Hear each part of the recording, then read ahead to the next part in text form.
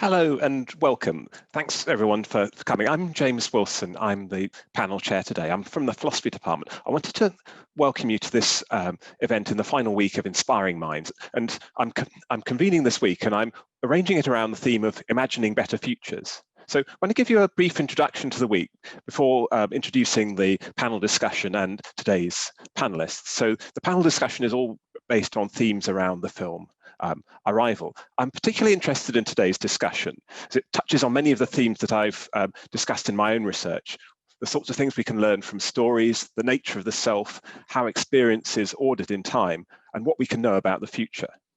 So this week, Imagining Better Futures focuses on thinking about the future from an interdisciplinary perspective. Our main question is, how can we think more imaginatively and more rigorously about the future? Well, the week's partly inspired by the strange circumstances we find ourselves in as a result of the pandemic, but it also looks more broadly than this. So one of the reasons for wanting to look more broadly and more deeply is that it's often difficult to properly assess political and social changes and what they mean while they're still ongoing, maybe something that's obvious to all of us as we see the unfolding election results in the US. So it's easy to end up putting too much weight on something that turns out to be a mere fad, or alternatively to fail to see the implications of changes that don't currently fit our mindset but will turn out to be really significant. So that if you look back over the last 100 years or so, you'll see that again and again, people have made really confident predictions about what was either going to happen or not going to happen, which turned out to be entirely false. So it's hard not to come to the conclusion, often as human beings, we're pretty bad at thinking about the future. So just to give you, top 3 or 4 of really rubbish predictions that have been made over the last 100 years or so. So 1903, president of the Michigan Savings Bank advised Henry Ford's lawyer not to invest in the Ford Motor Company, saying, the horse is here to stay, but the automobile is only a novelty, a fad. Later, Ken Olsen, who was the founder of the Digital Equipment Corporation, which was then one of the largest computer companies in the world, said in 1977, there's no reason anyone would want a computer in their home. And finally, Steve Chen, who's the chief technical officer and the co-founder of YouTube, expressed a concern in 2005 about his company's long-term future, saying, there's just not that many videos I want to watch. And even when some of the smartest people on the planet have attempted to think systematically about the future, they've often assumed that current changes will carry on in a linear way and implicitly assumed that everything else will be held constant. So that there's a very famous essay that probably the greatest economist of the 20th century, John Maynard Keynes, wrote in 1930 in thinking about the Depression at the time. He called it Economic Possibilities for Our Grandchildren. And he aimed to think through in the essay what the implications would be of what he foresaw as the enormous rise in economic productivity over the next 50 or more years. And he came to the conclusion that the real problem of the future would be how to spend our leisure, as he thought that the great increase in productivity would greatly reduce the need for work. Well, obviously, while the rise in economic productivity did come, we're still waiting for our vastly increased leisure time.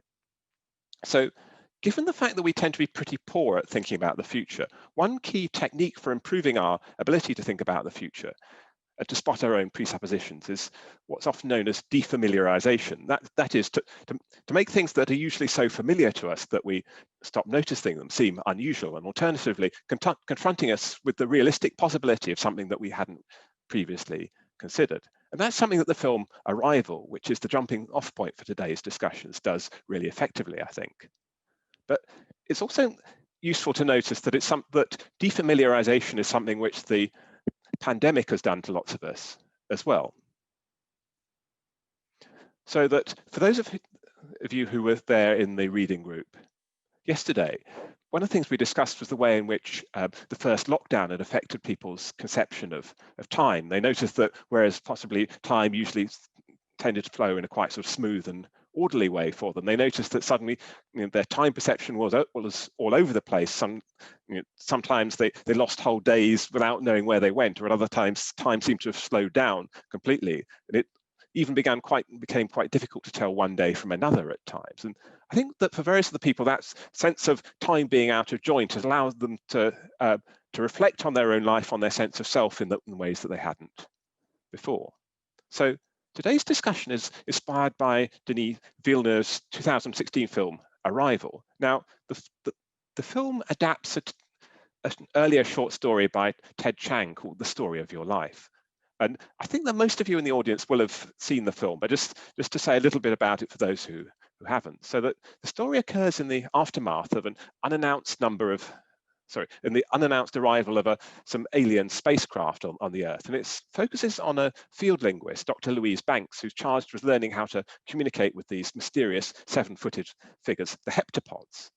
And at a deep level, the film is about how to communicate across boundaries. How do we even begin a conversation if we have no points of contact and no common reference points? So that one of the underlying themes of the story is that human cultures exhibit great differences in practice. We're aware of those, the way in which others are different from one another. But one of the things that we often fail to reflect on is the enormous underlying similarities across all human endeavors, across all human languages, and that whilst there's great human variation, that only occurs in within certain boundaries. And that once we begin to notice that, we notice things like, for example, that the nature of our languages and our numerical systems are systematically shaped by our own embodiment. For example, the fact that we have eyes at the top of our heads and that we can only see things in front of us makes a difference. The fact that we have arms and hands, and that's the way that we manipulate things and we interact with our environments, it also makes a big difference to the way that we think of ourselves and we think of ourselves in space. So that you also notice that these elements of our embodiment, they seep into our language in the way that we see the world at a very deep level. So that just think about some of the metaphors and the idioms we use to talk about the future. So you say, well, I'm looking forward to that, or you've got your whole life ahead of you, or if you're in a business meeting, then people often say going forward, which often annoys people, obviously. Or you say, well, I'm going to put the past behind me, or looking back on my future, on my earlier life. So that we tend to view time in terms of forward and backwards, as it were, the future being ahead of us, the past behind us. But one of the things we notice in the film and in the short story is that the heptapods don't have any of these constraints, because they have 7 legs and they have 7 eyes, and so for them they don't have a forwards and backwards. They're completely symmetrical all the way around. And that the story suggests that as a result of that, they also view time very differently, because for them, there's no backwards and forwards in time. It's a bit difficult to grasp what that would mean, what it would be like to not have a backwards and forwards in time. It seems to imply that somehow there doesn't exist linguistic tenses anymore. We wouldn't be living with a sense of a before and a now and a later. Everything would somehow be laid out timelessly. And the linguist Louise Banks says this in the short story, describing her own experiences. She says, "Before I learned to think in heptapod, my memories grew like a column of cigarette ash, laid down by the infinitesimal sliver of combustion that was my consciousness, marking the sequential present. Now, occasionally, I have glimpses when heptapod truly reigns in my mind, and I experience past and future all at once. My consciousness becomes half a century-long ember burning outside of time. I perceive during those glimpses the entire speech as that entire epoch as a simultaneity, as a period encompassing the rest of my life and the entirety of yours." So I wanted now to introduce our panelists for today. I'll introduce each of them, and then they'll speak in turn, and then do ask questions via the chat as you go along. And I'll address those to the panel afterwards as we go along. We get the discussion going that way.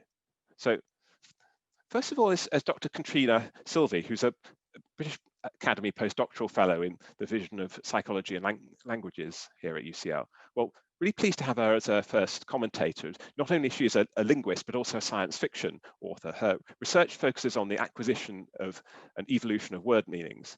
And so on an evolutionary level, which I think she'll be touching on today, her research focuses on how cultural transmission amplifies individual level learning and communicative pressures to result in structured word meanings that are shared within a speech community. She also writes science fiction and fantasy, and her debut novel, Meet Me in Another Life, will be published by HarperCollins in 2021. Dr.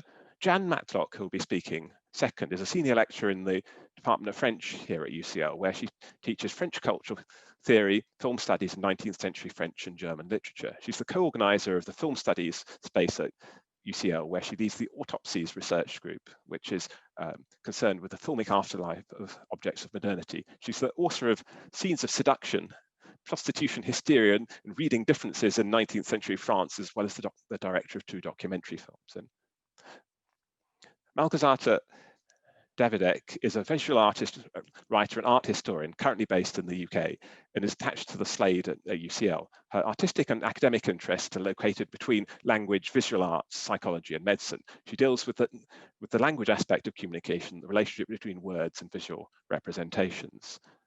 And she's interested also in the body as a text and as a store of memories. She has an online exhibition on at the moment. I'll put a link to that in the chat, which looks fantastic. And finally, we have Dr. Tim Button, who's a lecturer in the Department of Philosophy here at UCL. His research is on logic, mathematics, language, and metaphysics, and I believe sometimes metaphysics when he's feeling particularly meta. So much of Tim's work focuses on 2 big questions. How do words get to say what they say, and how do words even get to say anything at all? And as he puts it, these questions are really hard. To deal with them, I can't just think about the words or what they're meant to be about. I also have to think about what we are like. So I have to ask, what is the self?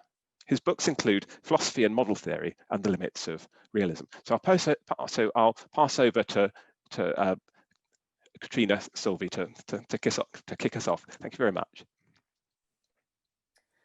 Okay, thanks very much for that introduction. I was just saying I was really glad to be given the chance to watch the film again and read the short story again, because they're favorites of mine, but it's been a long time since I've revisited them, so that was a great opportunity. Yeah, so I'm here wearing 2 hats, my linguist hat and my author hat. So I'm going to start with my linguist hat on. And the first thing to say is I'm not a field linguist like Louise Banks, so I can't really speak to the accuracy or not of the depiction of field linguistics in the film. My PhD was in language evolution, which is a field that's concerned generally with questions about the origins of human language. And one of the methods that's used in this field is comparing human languages with the communication systems of other species. So from this perspective, I see arrival very much as a story about one species teaching another species their linguistic system, and the effects that this has on the cognition of the species that's being taught. And there's actually a direct analogy to this in the literature, strangely enough. So David Premak's work with language-trained chimpanzees is what sprang to mind when I read the story and saw the film for the first time. So I'm going to give a very crude summary of a paper of his from 1983 called The Codes of Man and Beasts, which I think is a great title for a paper. But yeah, if you're interested, please do read the whole thing, because it's much more complicated than I'm going to make it sound. So what David Premak did was he gave chimpanzees a test. And this test involved them having to judge whether pairs of objects were the same or different. So for example, he would show the chimpanzees 2 apples, and that would be a same pairing because that's 2 objects from the same category. And they would have to pick a match for this pair out of 2 possibilities, one of which was another same pairing that involved different objects. So for example, 2 frogs. And the other of which was a different pairing that involved objects from 2 different categories. So for example, a toy and a hammer. Now the correct answer here is to pick the 2 frogs as a match for the 2 apples, because both of those are pairs of the same object. But in order to get this right answer, you have to, on some level, recognize that even though 2 frogs look very different perceptually from 2 apples, they are equivalent in the abstract sense that both of them are examples of the relation same. So Premak gave this task to chimpanzees who had not had any language training, and he found that they couldn't do it. No matter how many trials he gave them or how much feedback they were offered as to what the correct answer was on each trial. But when he gave the same task to a different group of chimpanzees who had been taught a set of words, effectively, and I can talk a bit more about the training if you want to discuss that, because it's, again, more complicated than I'm making it sound. These language-trained chimps succeeded on the task. They were able to differentiate between the same pairings and different pairings. And the implication is that what Premak calls the special experience of being trained in this one aspect of human language enabled the chimpanzees to differentiate these relations in a way that they couldn't have without this training in what was to them effectively an alien language. And interestingly, on rereading the paper, I noticed that later on he even goes on to speculate, and I quote, "If a species more specialized in intelligence than ourselves," by which he means humans, "chose to give us special experience, we too, I suspect, would disclose some latent capacities." And you probably could guess where I'm going with this. So in Arrival, Louise is the chimpanzee. Her special experience is her immersion in the heptapod language. And just like the language-trained chimpanzees, being taught this alien linguistic system enables her to access cognitive states that would not be available to her without the benefit of this training. And something similar is arguably true of human babies. I've got a 3-month-old, so this is very much at the front of my mind at the moment. Being initiated into the cultural artifact of language at a young age enables more abstract ways of thinking than if, for example, we were instead, as babies, abandoned on an island without having any linguistic input. Although unfortunately, ethics obviously prohibits any direct test of this hypothesis. Of course, unlike babies, even language-trained chimpanzees have cognitive differences from humans that are probably irreconcilable. And similarly, Louise is not turned into a heptapod by any means in the course of the story, but she is afforded a glimpse of an alien worldview through this experience that she's given with the alien language. So you might be thinking, okay, figuring out which things are the same and which things are different is one thing. Seeing visions of the future is another, and that's a fair point. But I would argue that that's what science fiction does. It takes known phenomena and stretches them, with the purpose being to use these extreme ideas as a way of telling us something about humanity. And with that, I'm going to segue into wearing my author hat. Yeah, so my book, Meet Me in Another Life, is coming out in July next year in the UK. Obligatory plug, sorry, that's done now. It's been pitched as Arrival meets Eternal Sunshine of the Spotless Mind. It's about two people trying to remember each other across many alternate versions of their lives. And what it has in common with Arrival specifically, coming back to topic, is that it engages with themes of free will versus determinism. And I think that Arrival and Story of Your Life are a really interesting example of a dilemma that comes up when you're trying to engage with these themes in the context of narrative. So when you're a writer trying to sell a story, especially in the mainstream Western market, the advice that you're generally given is that readers want characters who make active choices. They don't want passive characters who just go with the flow of events. But the universe of Arrival and Story of Your Life is deterministic. There is one known future, and therefore there can be no true free will or real choice. But despite this, I thought it was very interesting that both the film and the story make sure to have Louise still feel like she's choosing. But the reason for her choice is different in each of the two tellings of the story. So the film takes maybe a more conventional Hollywood approach. It's implied, not specifically stated, but it is implied that Louise chooses to have her child despite knowing in advance the tragic end to her child's life, because the moments of joy along the way will in some sense make her life worth it. The short story has a very different reading of why Louise feels like she chooses what she chooses. In the short story, Louise's knowledge of the future that she gains through the heptapod language has altered her psychology in a fundamental way. She says in the story, she says, once you know the future, you're consumed with an obligation to fulfill it. And this is maybe less relatable than the film's version of why Louise chooses what she chooses. It's hard to imagine not rebelling against a future that contains so much pain.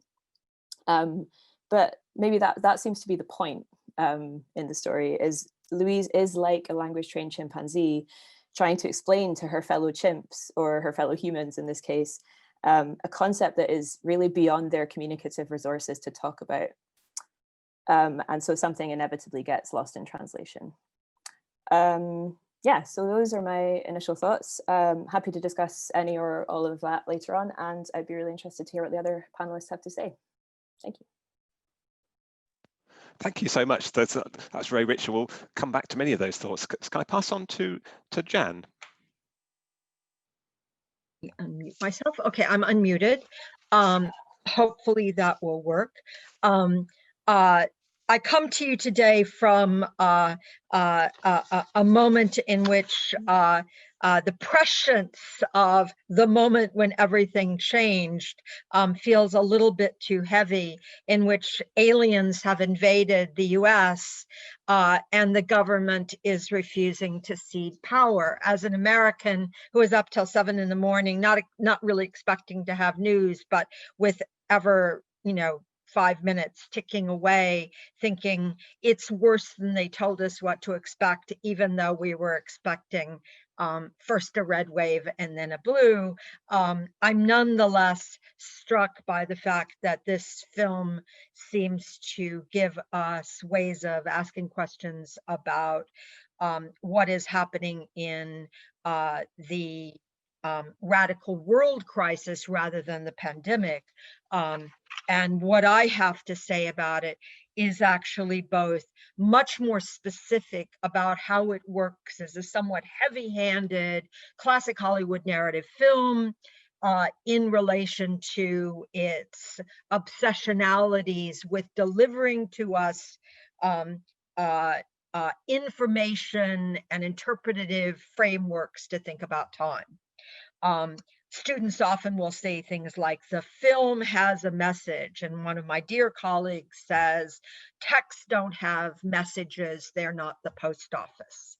It's extremely important for us to remember, whether it's a novel or an archival document. I'm actually a historian of 19th century France. I work on film as a sideline, and I teach critical theory. I actually work on Foucault and Derrida and how one uses those kinds of things to think about history and texts. So I'm especially interested in how we think we know things when we're reading a text, both how we think we know something about the past through reading an archival document, or how we think we know something about the characters because we're presented something in a film. So I actually want to pick up on a moment you will have surely forgotten in the film, in which a character I never managed to identify is talking on the phone to his wife, and it's a phone we're going to later see Louise rip off and use to call the Chinese general.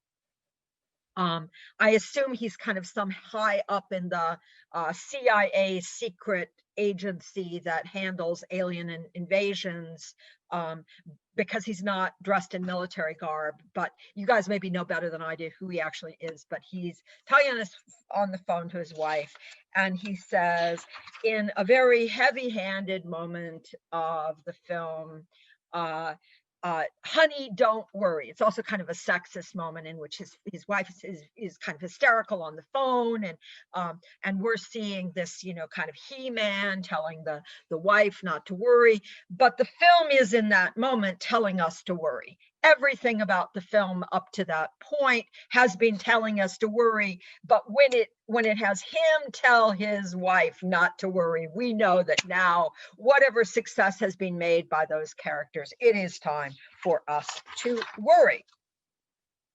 And it is in that moment that we move into what will be the big temporal leap in the film, not the temporal leaps of flashbacks and flash forwards, which we call in funky rhetorical language analepsis for flashback and prolepsis for flash forward, but in fact, what is a metaleptic moment in the film, in which something happens in the middle where the film seems to talk about itself by producing for us a kind of fake documentary that sounds a lot like a school documentary or something you might watch before your parents get up on Saturday morning with the voice of God. And it tells us what heptapods are and how their language works. And we're not quite sure as we get towards the end of it, in this sort of 4 minutes of Ian speaking, whether what we're hearing is his diary that he's recording, that she's overhearing, or whether we're hearing a document that has been created that is being reread in the future. Because don't forget, and this is super important to our understanding of this film, that the opening of this film, which the film scrupulously goes out of its way to try to make us forget, shows us Louise Banks in a present, ostensibly to the time that we're watching us, saying goodbye to a daughter in bed, and having a flashback of what happened that got her to having the daughter, presumably with Ian. I haven't read the short story, I just watched the film because I didn't want them to contaminate one another. And in doing that, she begins with a voiceover to have these flashbacks in time to the moment, in her words at the beginning, when it all began. I used to think this was the beginning of your story. Memory is a strange thing. We are so bound by time, by its order. And then there's this very weird scene of her faking violence with her daughter, which is very worrisome unto itself, and her saying, "You better run," to the daughter, which is also kind of creepy. And then she says again from that voiceover, "I remember moments in the middle, and this was the end." But there's this whole framing in which we are constantly made to forget by everything that will happen after that, that we are actually not in the time of the aliens arriving on Earth or the investigation of their language, but in some other time in which the entire film and the entire memory about it is operating in a register of loss in which we don't exactly know who's died. It looks to be the daughter, but the daughter with whom? The daughter under what circumstances? The daughter because the aliens have never left? The daughter because they don't succeed to make the aliens not attack Earth? There's this whole register in which we don't even know who the father is, in which we're now in the present and we've forgotten that whole frame. And what ultimately happens when we're told to worry by the guy who says don't worry to his wife on the phone, is that we're thrust into this weird, not forward thinking, not backward thinking. That's why I call it a metalepsis, when a character seems to step out of the frame and talk to us, that documentary voice where Ian's voice tells us about how the heptapods don't have the same relation to time, and that then we are ostensibly invited to use either as a metaphor for what is happening in the present of the film then, i.e., how do we make sense of what the heptapods are trying to tell us, or to make sense of the frame we've been made to forget. So we're slipped forward in time by 1 month. We leap ahead. In other words, the film suddenly starts talking about its own devices of leaping us forward, all in telling us about this tricky, complicated relationship that the heptapods have with time, and also in telling us that that we don't have a person who can give us a point of view because we don't know where we are in temporality in relation to this crisis. So my point here is that by making us forget that frame, in other words, the elegiac register of loss in which the entire film operates as a ostensible memory, it also has this faked up Hollywood thing of involving us in being told that there are messages for us to learn. And the messages for us to assimilate are ostensibly about how life is really worth it, even if you know the future. Life is really worth living, even if there's going to be death. But not at all the sorts of things that in the center of the film seem to be the confrontation that Louise Banks and Ian are having with the heptapods. And by making us forget, both in the middle and at the edges, that is the problem, that we don't know where to hang our hats in terms of what perspective we're being invited to have on this film. We wind up ultimately simplifying it to something as mundane and as meaningless as that military guy on the phone spinning off platitudes about not to worry. This film tells its viewers there is nothing to worry about. And that's something unto itself that we ought to worry about, particularly in this moment. Thank you.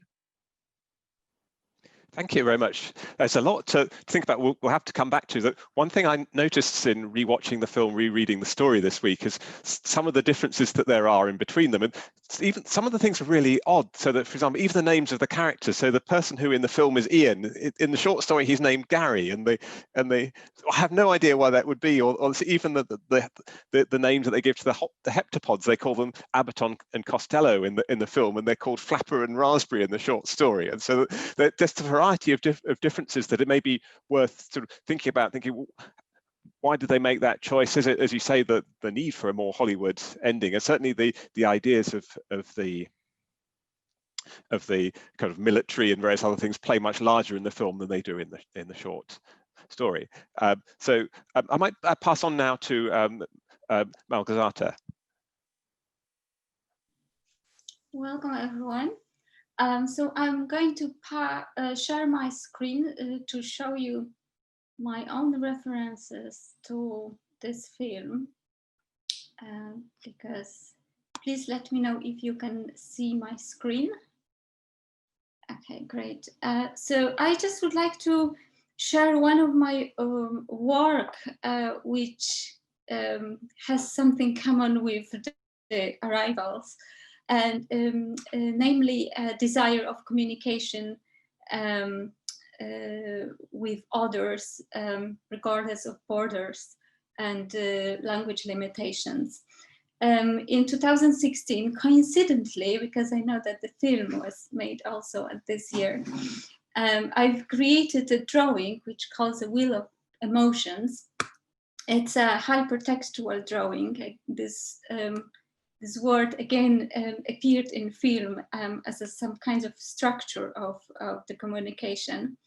So this is hypertextual drawing which presents a deep conflict between feelings and their attempt experiences and expressions in language.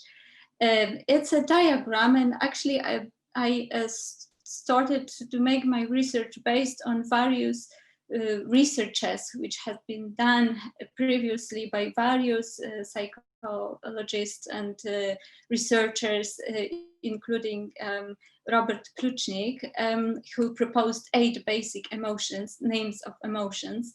But we have various spectrum of the basic emotions. Some researchers proposed 4 of them, some 16 of them. I selected 8 as well,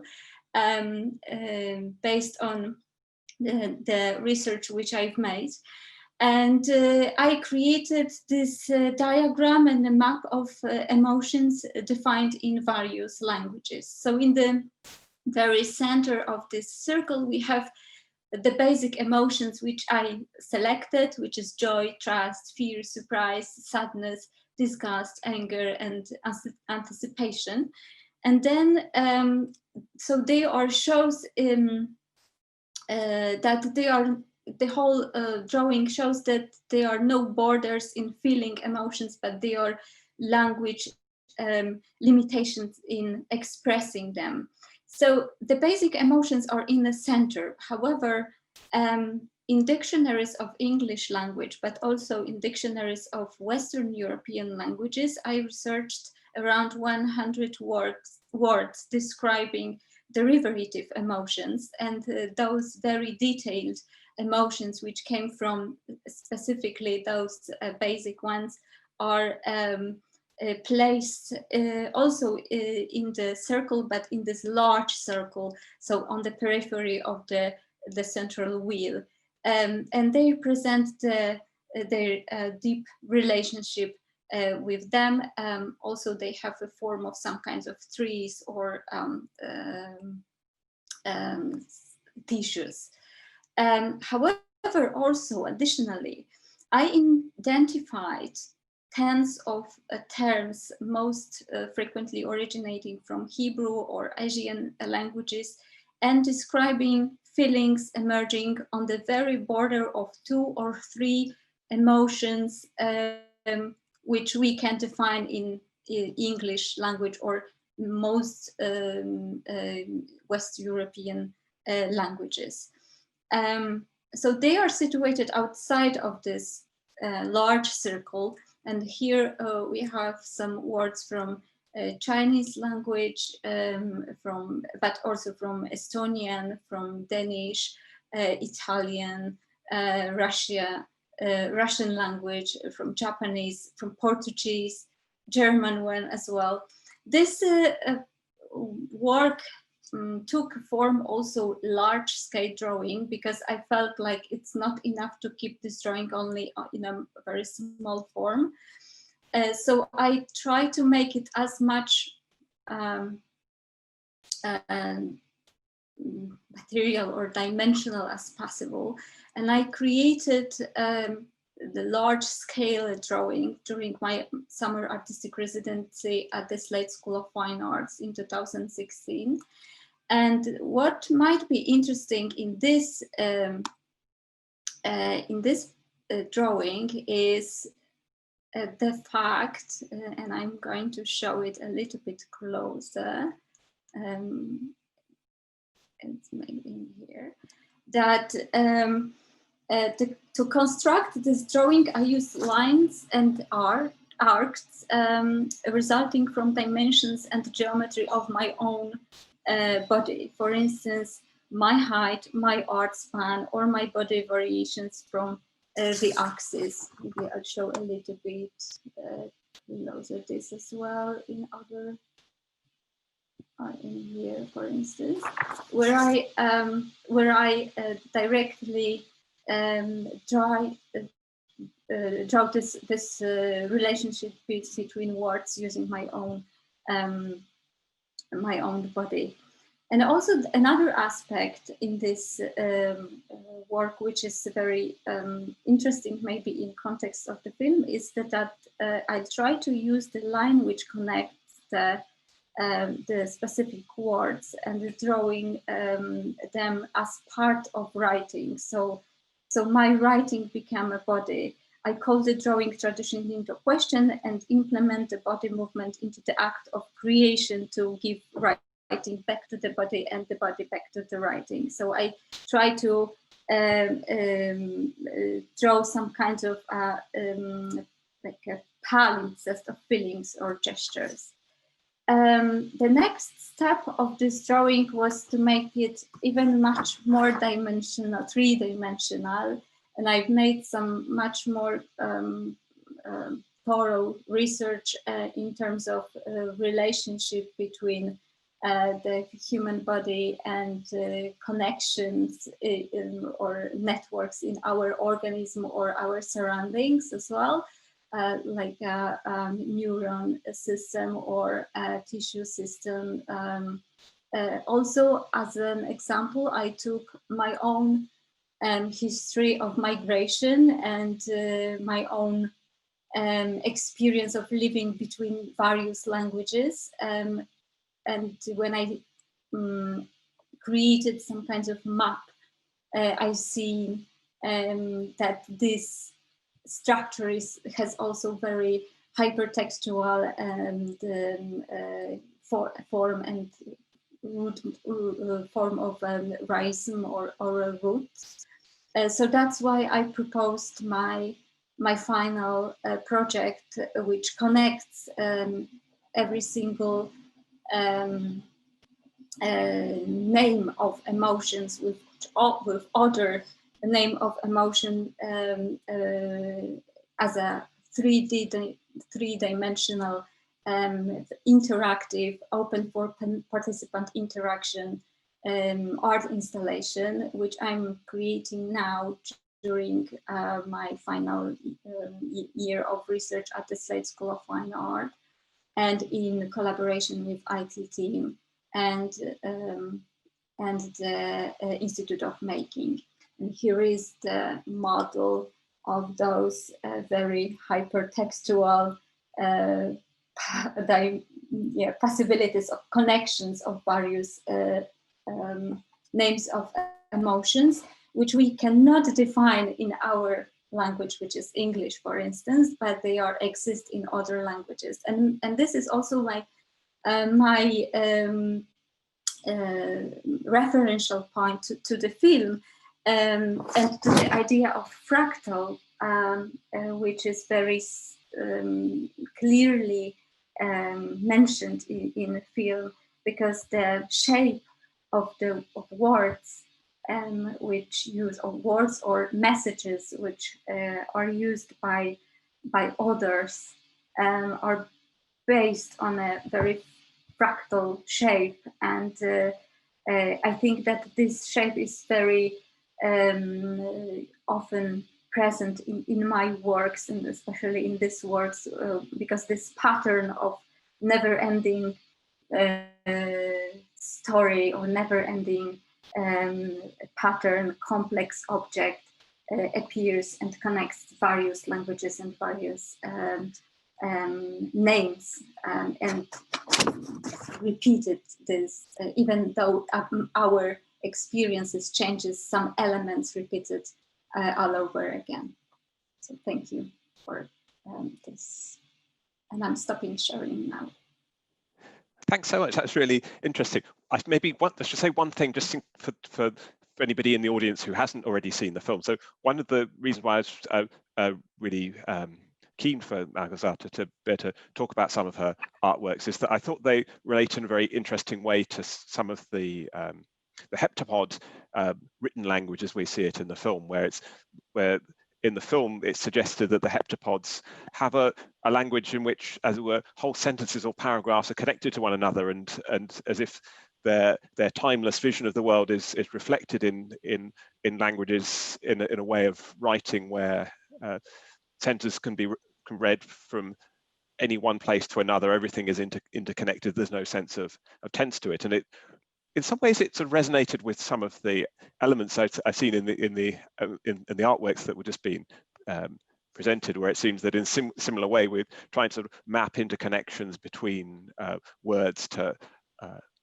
put various sorts of linguistic or emotional connections together, so they become sort of visible things that usually we may sort of either really understand implicitly or in an embodied way, to put them forward into an artwork on a piece of paper, onto a wall, so that we can interrogate them in a different kind of a way. And lastly, it's my great pleasure to hand over to Tim. Hi, can you hear me? Is that good? Excellent. Okay, well, thanks very much, James, for organizing this, because I had never seen this film nor read the short story until you suggested that I get involved in this, and I'm very glad that I now have. So I want to talk about a couple of things. One is the way in which these aliens are not very alien at all, and the other is to talk about the way in which they are alien, in particular their conception of time. So here's a rough gloss on why I think they're not as alien as they might have been. And it comes up in something that Katrina mentioned right at the start, about asking us to group together frogs or apples, I think the example was. So here's a bit of background that actually gets mentioned during the course of the film. They mention the Sapir-Whorf hypothesis. And this is the idea that the way in which we think about the world around us depends dramatically upon the kind of language that we've adopted. Okay, so then there's an extent to which that, which is an empirical claim, is very plausible. Right, so here are some trivial examples of the Sapir-Whorf hypothesis. In English, we basically have one word for cake. It's just cake. In German, there are two words for cake. There is Küche and there is Torte. These two notions of cake are importantly distinct if you're a German speaker, I'm led to believe. I have no idea how to keep track of the differences. For me, they're all just cakes. Some are slightly fancier than the other. But if I were a native German speaker, I think I would see an important difference between these two kinds of cake. I wouldn't even necessarily call them two kinds of cake. I might say they're two different kinds of dessert. Okay, fine. The thing is, that's kind of interesting, but it's not exactly very deep. And you can come up with lots of examples of this, like English distinguishes between can and tin as metallic containers for things. And you might try and map those distinctions over into Spanish, but they don't quite map up the way you think they would. Well, you know, interesting, but that's not going to make you really rethink your entire way in which we humans inhabit the world.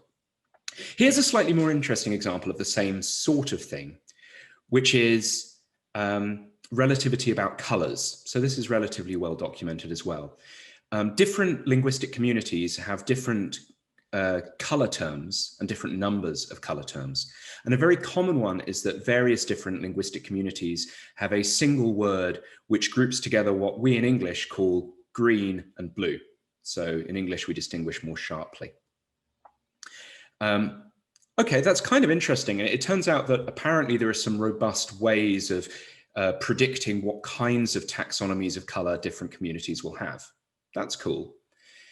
But again, it's not clear just how deep that runs. I mean, I can distinguish between different shades of green and shades of blue that I don't have different precise words for. We know that our visual capacities there outrun our verbal taxonomy. I can just point at it and say, this shade is slightly greener than this other shade. Maybe one of them is aquamarine, maybe one of them is turquoise. I don't know, I can't actually remember exactly how those words are meant to work, but again, it doesn't seem like we're getting a really deep difference. So could we get some deeper differences on this front? Well, so far what we've done is assumed that we're considering essentially the same kinds of objects, and then we've got different terms for grouping them or ungrouping them according to sameness or difference. But what if we thought about the objects deeply differing, the kinds of things that we even think of as objects? So here's the thing about the way that humans tend to work most of the time when they're talking about objects. We tend, with our noun phrases, to pick out entities which are broadly contiguous, which have relatively distinct boundaries against their background. And those boundaries might be based on color, so it might be a visual thing. They might be tactile boundaries. If we're talking about auditory objects, like the peals of a church bell or something like that, then the boundaries might be auditory ones. But again, they've got these sharp kinds of boundaries. So a really alien creature might be one which had very different sensibilities, which didn't perceive things in terms of those sorts of boundaries, and so carved up the world into very different kinds of objects. Now that would be a very different kind of alien than the one we encounter in Arrival. It's very unclear that we could even get started interpreting with that kind of alien language, because all of the noun phrases that they use, if they even have noun phrases, would pick out entities which for us are not obviously entities. There would be something very difficult about that. And it's a remarkable coincidence then that when these heptapods show up, they basically seem to draw the same kinds of boundaries as us. The kinds of linguistic interpretation and ambiguity that Louise finds herself in are the same kinds of ambiguities you'd find yourself with if you found a human being with the same physiology as us, but who spoke a really different language.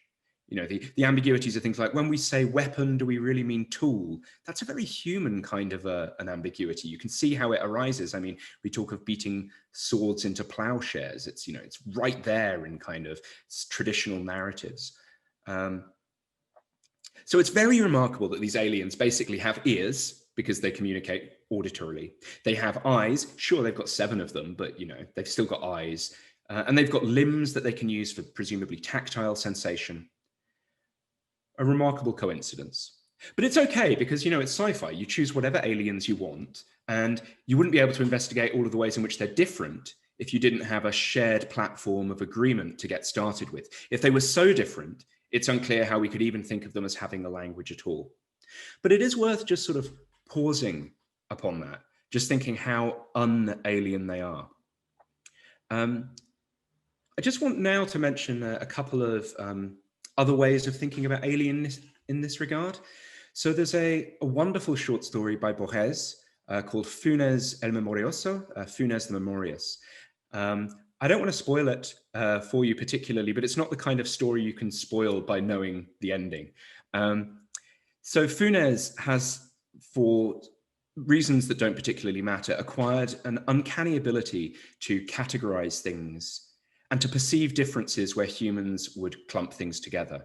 And here's a quote from Borges. He says, "In the 17th century, Locke postulated and condemned an impossible language in which each individual thing, every stone, every bird, every branch, would have its own name. Funes once contemplated a similar language, but discarded the idea as too general, too ambiguous. The truth was, Funes remembered not only every leaf of every tree and every patch of forest, but every time he had perceived or imagined that leaf." So the idea for Funes is that there's no notion of similarity and difference. Every single thing is its own particular thing, and there is no reason to clump them together or not. And Borges alludes to the fact that there is something very weird about Funes's forms of life when he says later, "Funes had effortlessly learned English, French, Portuguese, and Latin. I suspect, nevertheless, that he was not very good at thinking.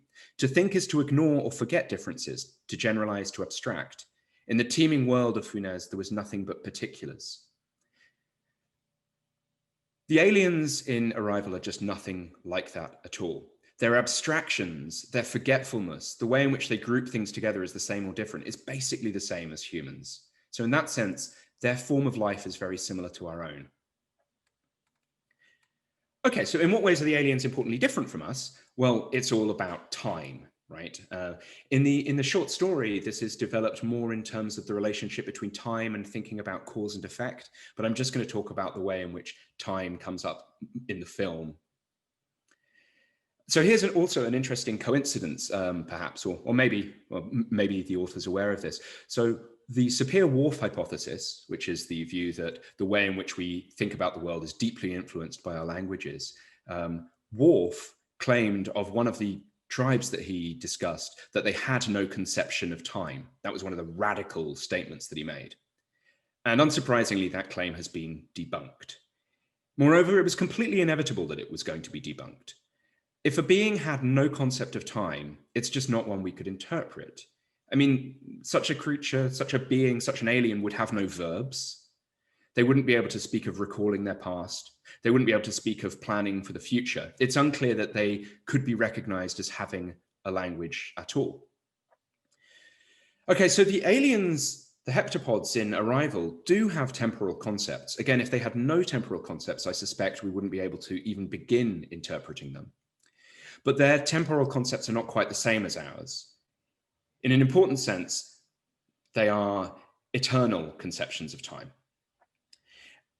And I think the most interesting way of sort of trying to think your way into the heptapod mindset, if we can even do that, is to ask the question, is there a now? Is there a present moment for the heptapods? I think that's kind of unclear, so I just want to roll with it for a little bit and give you a couple more experiences thinking about aliens and what alien life might be. Okay, so now is an indexical. It's a way of locating yourself in time. You might say, now is 2 hours from lunchtime, or however long it might be. We also have spatial indexicals, like here. And spatial indexicals tend to be easier to think about. So let's start by trying to imagine a creature which had no notion of here. It had no indexical on that front. Could we imagine such a creature? Yeah, I think actually that's pretty easy. So here's a way of doing it. Imagine a being which is so extended in space that it has no need to move. Its body is completely covered with tentacles, with whiskers. And so the ability of this is that it can sense everywhere in space and it can act anywhere in space. It doesn't need to move itself around. That sort of a creature, I don't think would have any notion of here. It might have location adjacent to arm number 127 or something, but it wouldn't have to have a particular here as opposed to there because it's everywhere.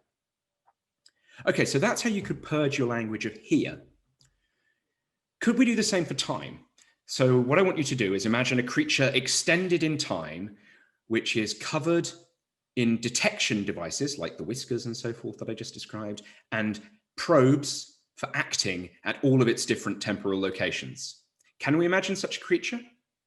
Yes, that's actually me.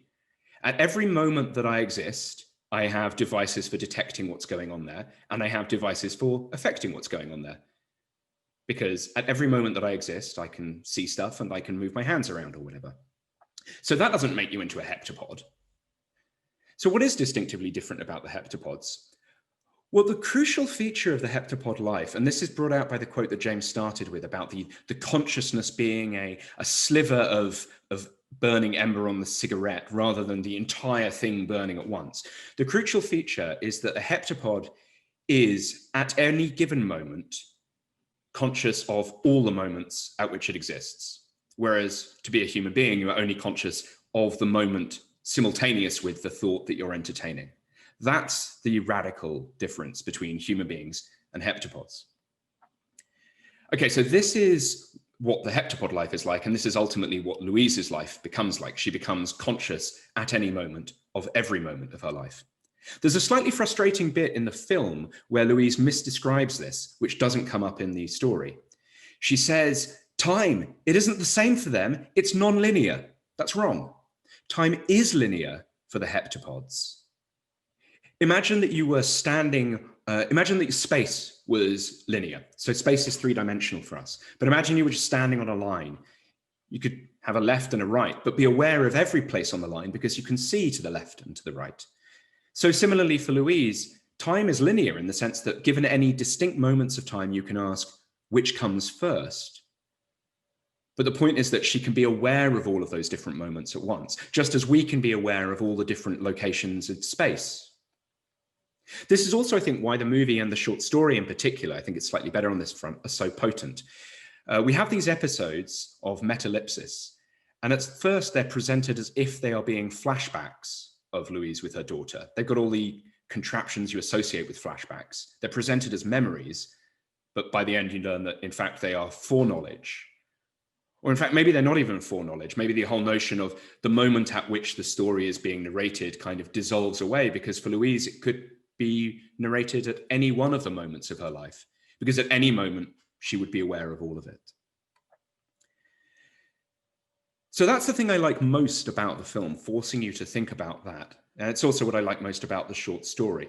Now, there's a couple of things I want to say just because I can't bear myself not to. I'm sort of going to nitpick.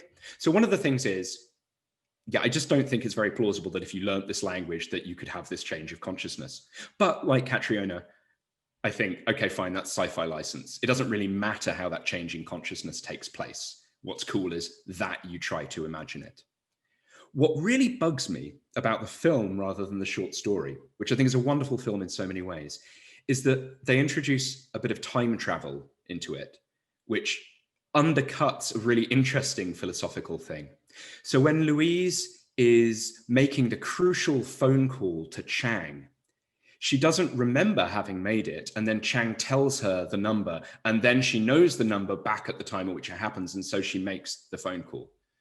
That's incoherent, unfortunately.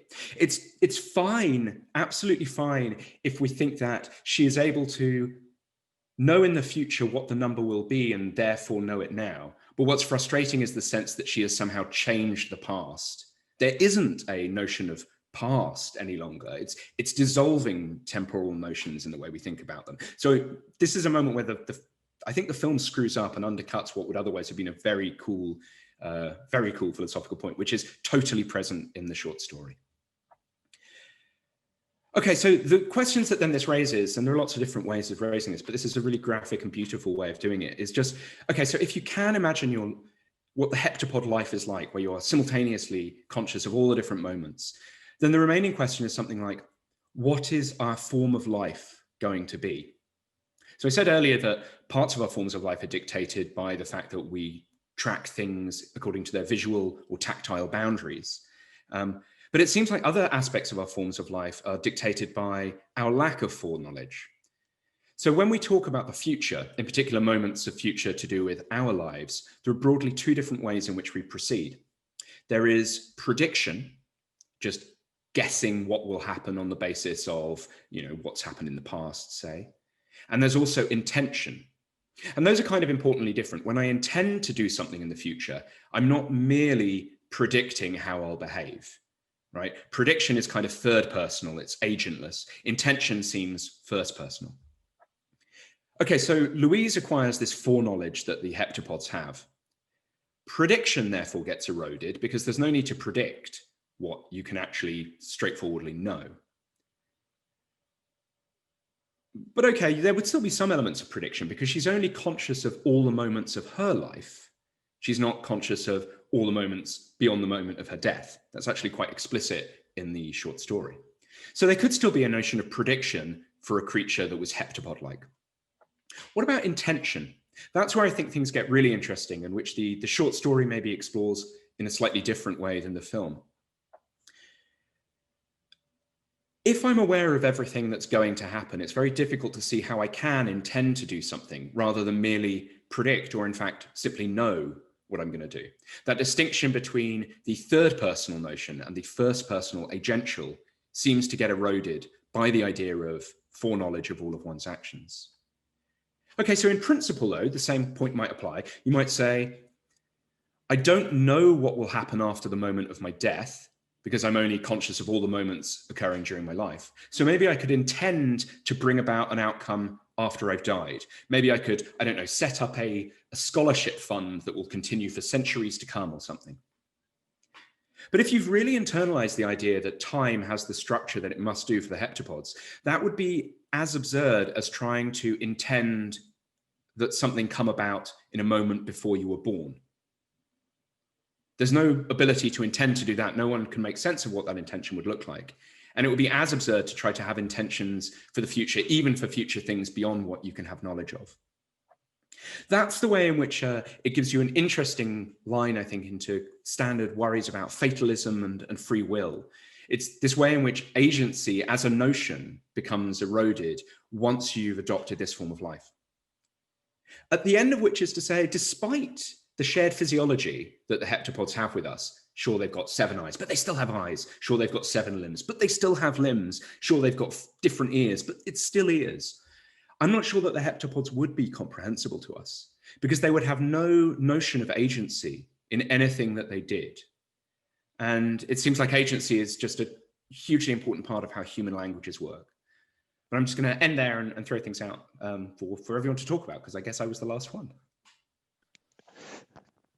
Thank you so much, Tim, and all the other panelists. So we've had a almost an enormous amount of richness in the contribution. So I've been trying to keep a little bit on track of some of the questions that have come up in the chat. I mean, one of them from Chris Millis is maybe a good one to start with, almost about what we think, what makes for good science fiction, what's the point of it, so that various of you touched in different ways on your responses on what makes for good science fiction, and so that Jan seemed to, I guess, be quite dismissive about certain ideas of the Hollywood film, as if it's about trying to send a message, and we sort of resist that idea of what art could be for. Whereas I'd be interested to hear from Katrina whether, to the extent that either whether as an author she thinks that, as it were, that there are messages in her text that she hopes some readers will get, or whether she's doing something quite different with it. And whereas with Tim seemed to be quite happy to, as it were, to think of both the short story and the film as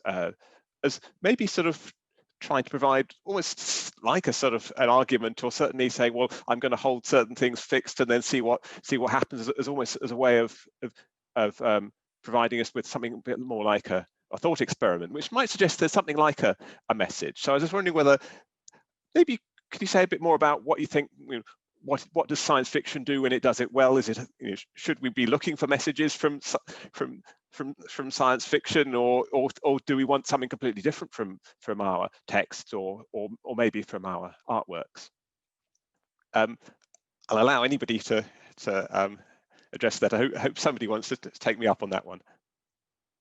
Yeah, Katrina. Yeah, it's a really interesting question. I mean, to look at Chris's question directly, the whole point of sci-fi is not to predict the future or talk about aliens, but to explore human responses and attitudes now. I think that on some level, yes, science fiction is about humans now, or a lot of it is, but I don't think that's all it's for. I think that's one thing that sci-fi, every form of literature is about that to some extent. What science fiction can do is it can try and push our imagination to try, even if it's impossible for us, because of the kinds of limitations that Tim mentioned, the ways that we conceptualize objects. We can try to conceptualize something radically alien. And some of my favorite forms of sci-fi are the books that come closest to doing that.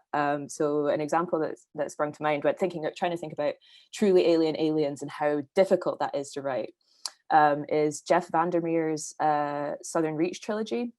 So beginning with Annihilation, which was made into a film, which is actually quite different from the book if you've seen it. I'd really recommend the trilogy because he creates, you're not even sure if it's an organism. It's just there's alien stuff happening. No one knows what's going on, but he manages to pull off this trick of having something seem radically alien, but still have it be a narrative that is compelling and that makes sense. And I think that's where it's really tricky to kind of get that harmony of evoke something really alien, but have it still fit into what not even just the mainstream reader expects, but what makes for a satisfying read. I think those are difficult to square together. Tim. Yeah, I completely agree with Katrina there about there isn't a single point to science fiction, and putting it simply in terms of exploring what humans are like now, it indeed makes it sound like there's nothing particularly distinctive about science fiction. So all I can really say is the kinds of things that I most enjoy from well-executed science fiction, but also recognize that this is, I'm a pluralist about why you might be interested in it. And it's kind of inevitable, given that I work in philosophy, that what I like most is when it poses a particular question. So it's not so much that it gives you a message, it's not that it forces an answer, but it confronts you with a way of thinking, which then makes you try and inhabit a different world for a moment and a different form of life, and then think about how things would be different and how things would be similar.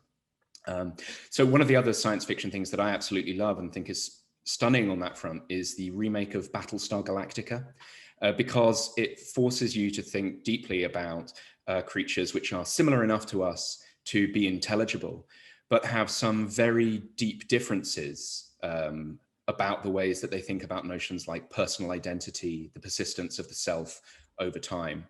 And also helpful for Battlestar Galactica and helpful for an awful lot of science fiction and fantasy is that it's apocalyptica.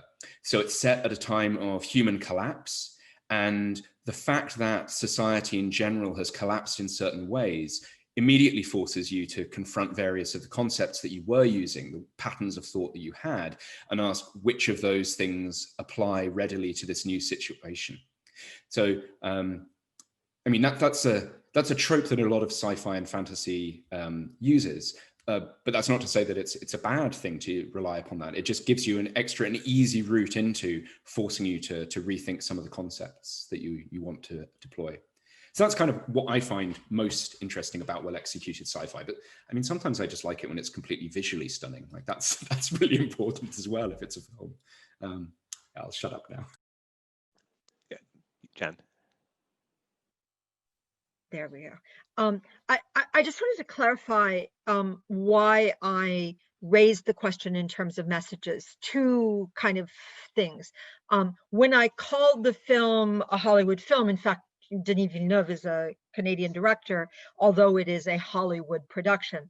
I was talking about its ways of using a kind of sound era to 1960s collapse of the studio system, classic Hollywood narrative structure, in which a certain kind of desire is given to you as a viewer, and in which you're constantly told by the film or by the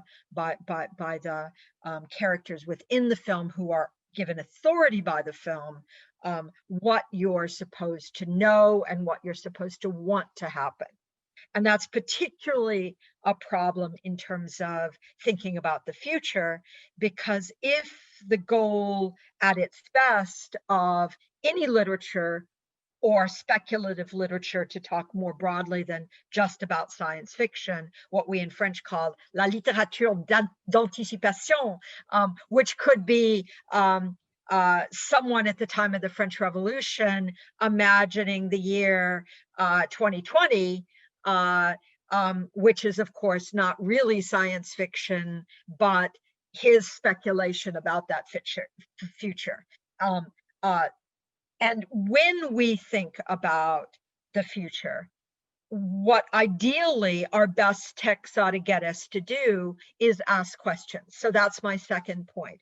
The reason I'm so critical of texts that heavy-handedly, as this one I think does, tell us what message we're supposed to know, is because we wouldn't want to come into a classroom as professors of any subject and just give our students the answers. We want to make them think. And the instrumentalizing of culture by the radical right, whether it's the Trumpites or people who run the British government Office of Education, is to demand of us that whatever we teach in courses that have to do with literature or whatever we write that we might publish, that they believe that they own and therefore it should be funding, must somehow be useful. So the questions that they want us as literature scholars or as film scholars, or even as thinkers writing scholarship that they think they fund, even if we're writing it when we work 60 hours a week already for them, in our off time, in an apartment we own, on a computer we bought that has nothing to do with them, they want to be able to have us say, what does it mean and how can I use it? What does this literary text, what does this film text mean, and how can I use it? And if we do not tell those demanders of cultural value what it means and how they can use it, so that the students they send to profit from our teaching can therefore make more money because they know what it means and because it accrues to them some kind of universal human values from it, then we are not doing their job. And so I'm partially setting up a framework in which we demand of a film like this, not that it give us answers, but that it fall apart, that its textuality collapses. I tell my students that for any text, we should ask what happens, what's the frame, where are the tensions in how it works, and where does it talk about itself? And that metaleptic moment that I pointed to in where that fake documentary happens in Ian's voice, where he seems to step outside the film and tell us what it means, is precisely where the film talks about itself and where it collapses. And where it collapses is where the questions begin, where the failure to make meaning, the failure to have a message, the failure to give that future the message that this film is telling us that we should desire that it will have. That's where the questions begin. And that's where we get to do work regardless of what the film's manipulations might be. That's where our value comes in as thinkers about culture, because we can use texts like this to teach each other and our students, and in fact, people who are reading or watching our public engagement involvement like this forum, to think about not the answers, but the questions, not necessarily the questions the film asks, but precisely the questions that it fails to answer when we're looking at things that it doesn't tell us to look at. Did that make sense? And we had quite a lot coming in the. Oh, sorry. Did you want to cut to? Yes. Yeah. Yes, I would like to comment and answer on your questions, actually, because I really believe that fiction pushes not only art and literature, but also what we write and what we do in art also pushes science. And this is where we are today. I think that, and this also has an impact on the future. And I really think that what is the very interesting aspect in the film is this uncertainty. So it's something which is not sure. The most frequent a sentence which appeared in this film was, "I don't understand. I don't know. I don't understand." And this was like kind of mantra in this film. And I really like it because it opens a lot of possibilities, not only for me as a spectator or the viewer of the film, but also as an author and creator of the future expressions or statements on or reflections on this. And this also puts me in a place where,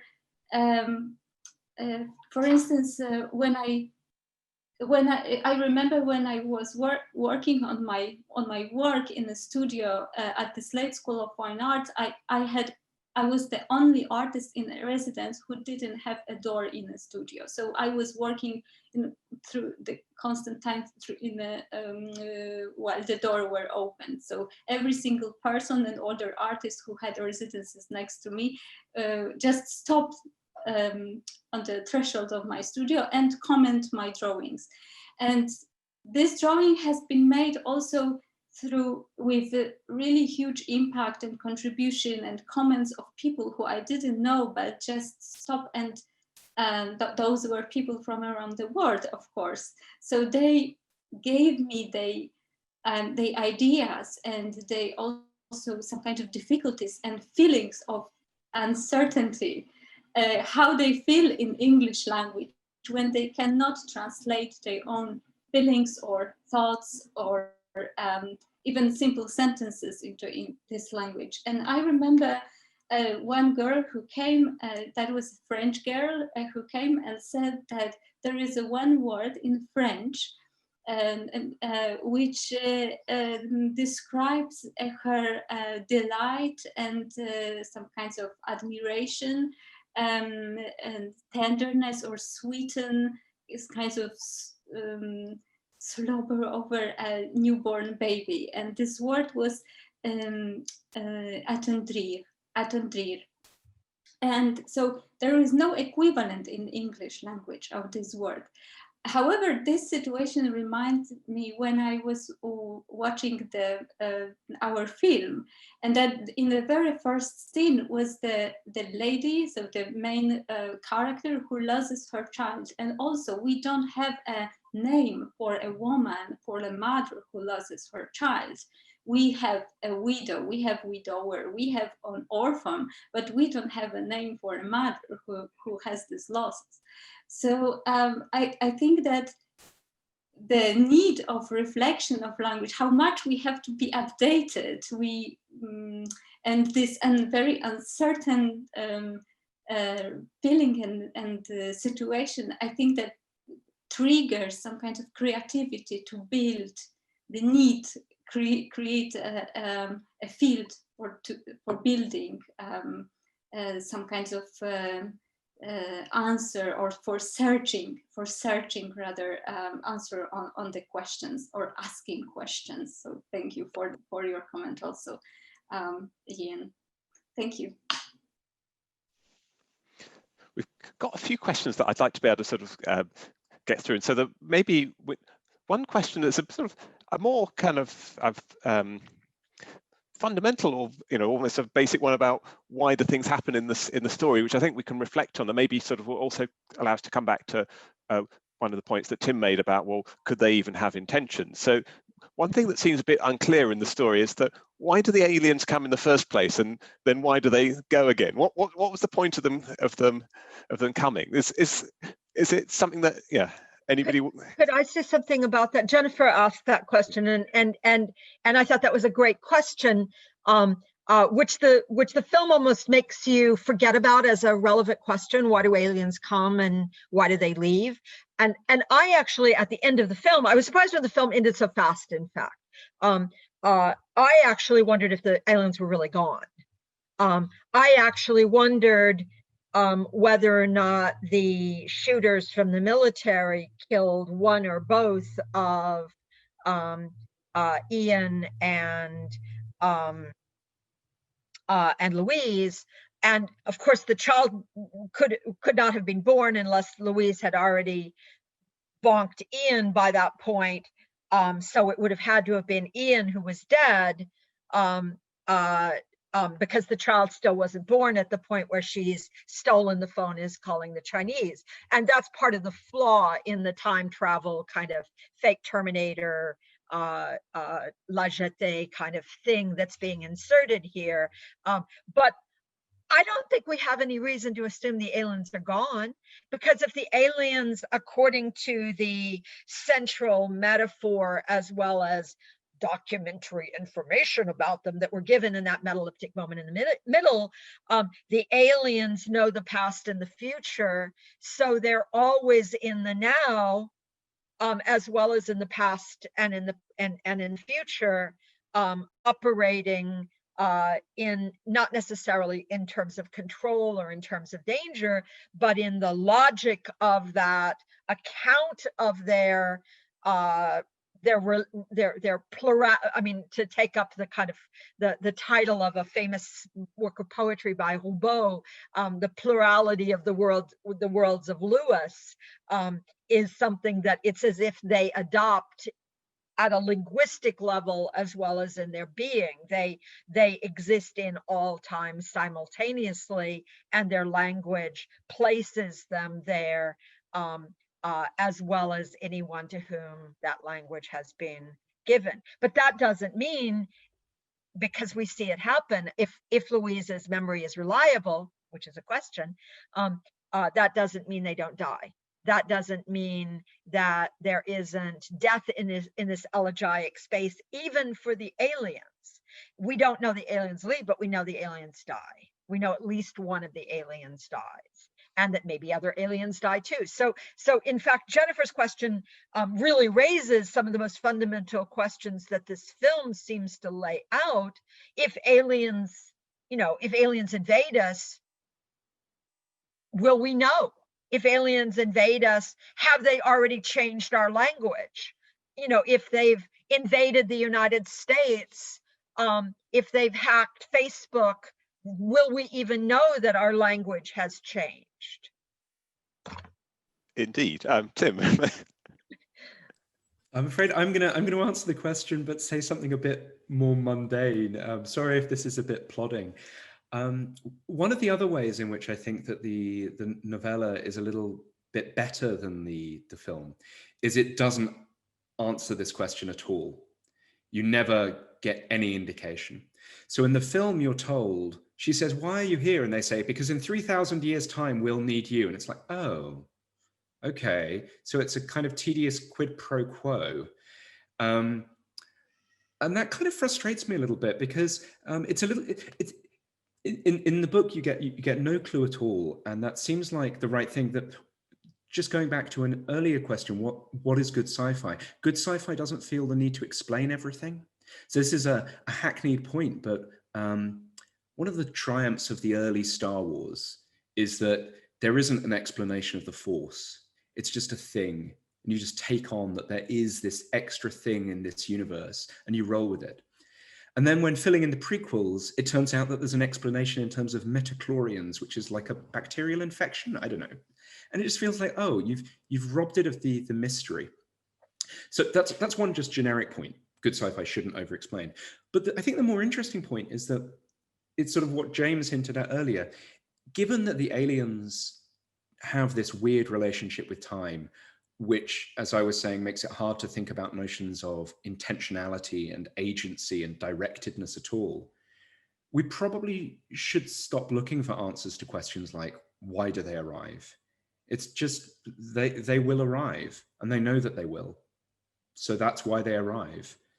And to ask why they arrive as if there is a decision that takes place in their minds, that they conceive of it as, oh, what shall I do today as an alien? I know I'll go to Earth and act as a tourist or act as a scientist. That's what you're invited to consider at the start, because that question is explicitly asked in both the film and the short story. But then by the end, you realize that's just not how these kinds of aliens think. They arrive because they will arrive.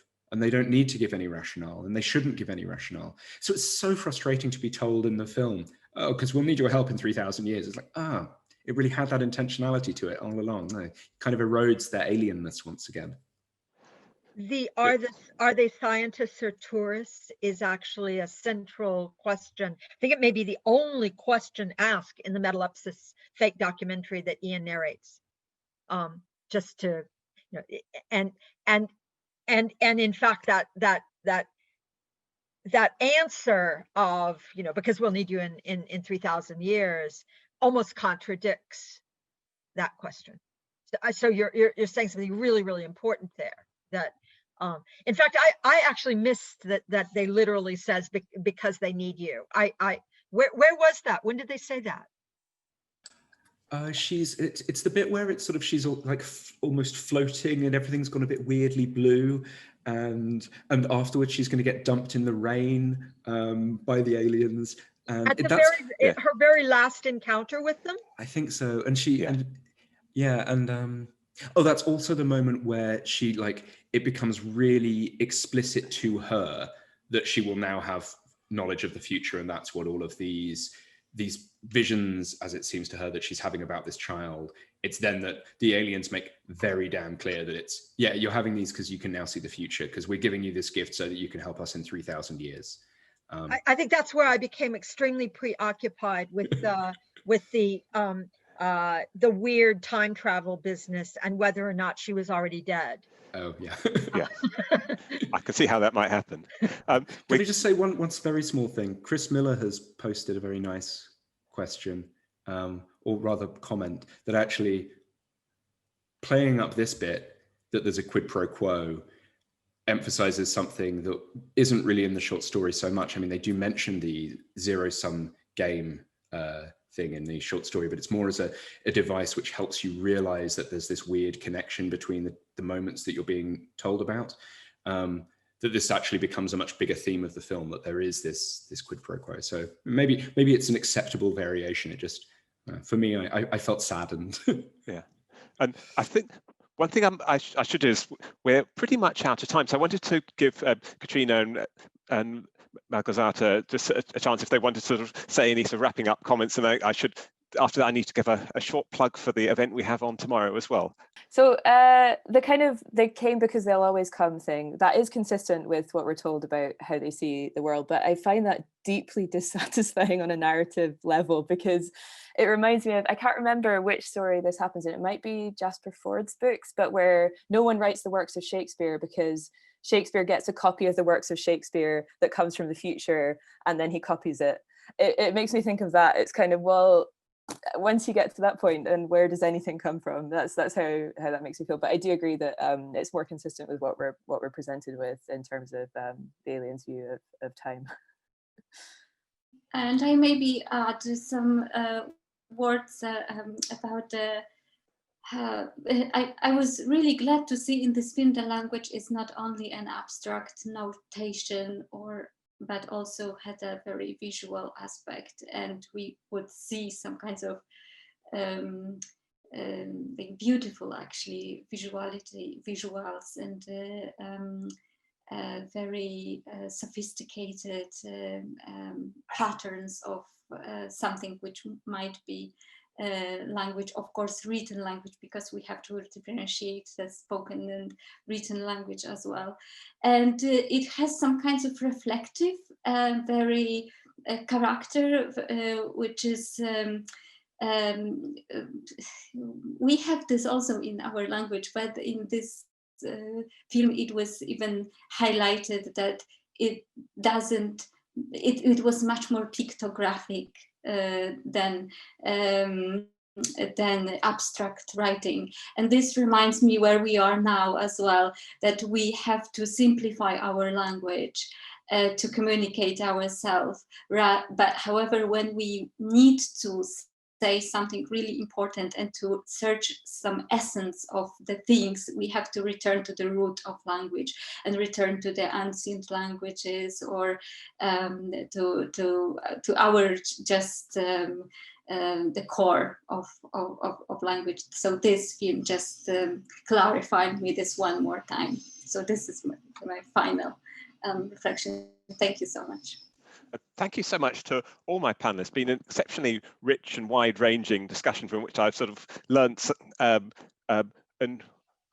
awfully large amount, and I knew it was going to be a very interesting film to discuss with all of you, so thank you very much indeed. And the last event of this week is tomorrow, which is all about the role of the university, how research in the arts and humanities can help us to imagine better futures. So basically an exploration and celebration of the abilities of arts and humanities to do what other disciplines can't. So what's distinctive about what we do in arts and humanities? What role should arts and humanities play in the university? And what role can and should humanities research play in politics? So that's 4 o'clock tomorrow, and I look forward to seeing some of you then. And good night, and thank you very much.